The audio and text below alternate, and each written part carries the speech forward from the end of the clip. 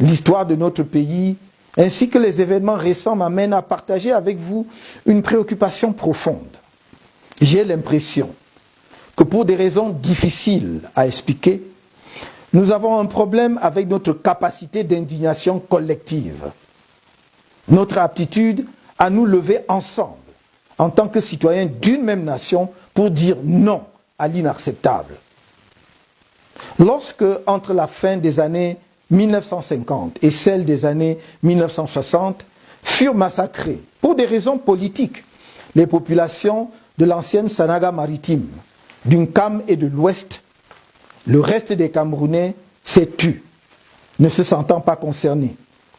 Lorsqu'après la tentative de coup d'État manquée d'avril 1984, l'essentiel des officiers supérieurs et une bonne partie de l'élite civile originaire de la partie septentrionale de notre pays fut décimée, le reste des Camerounais eut beau jeu de dire qu'ils n'avaient eu que ce qu'ils méritaient. Lorsque Boko Haram a commencé le massacre de nos frères et sœurs du Septentrion, les populations des autres régions du pays le vivaient dans l'indifférence comme si elles n'étaient pas concernées. Alors que depuis 2 ans, on massacre les populations des régions anglophones du nord-ouest et du sud-ouest, le reste des Camerounais ne se sent pas concerné, tirant prétexte de ce que ce sont des sécessionnistes. Manipuler les Camerounais, les diviser et les opposer entre eux, attiser les haines ethniques, voilà la recette du régime de M. Biya, élève modèle de l'école coloniale. Recette qui fonctionne encore et toujours, même après l'indépendance du pays.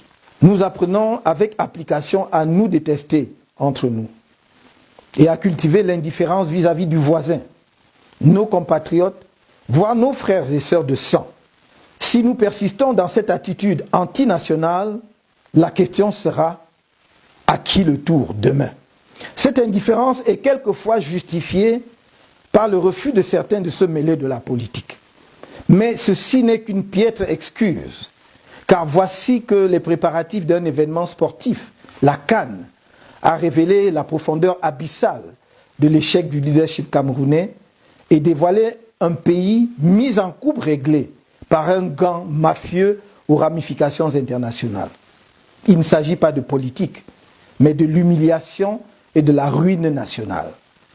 Du fait que c'est l'expression la plus spectaculaire de la régression du Cameroun. Du fait que nos hôpitaux sont devenus des mouroirs. Que notre système éducatif est une machine à fabriquer l'échec et le chômage.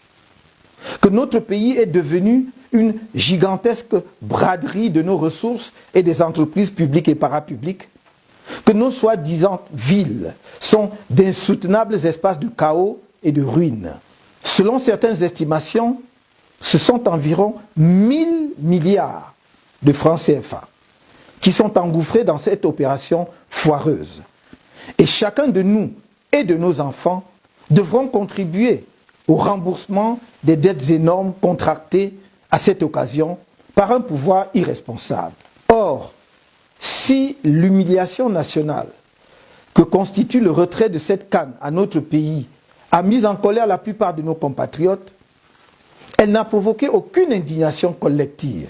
Au contraire, certains s'évertuent à trouver des excuses à un leadership dont la culpabilité n'est pas douteuse et qui, arrogant et méprisant comme à l'accoutumée, s'est muré dans le silence au lieu de tirer toutes les conséquences de ses errements. Personne ne viendra libérer le Cameroun à notre place du joug de la dictature, du népotisme, du vol compulsif, de la rapine, des dépravations de toutes sortes. Regardez l'histoire des nations et vous verrez que c'est chaque peuple qui se libère par lui-même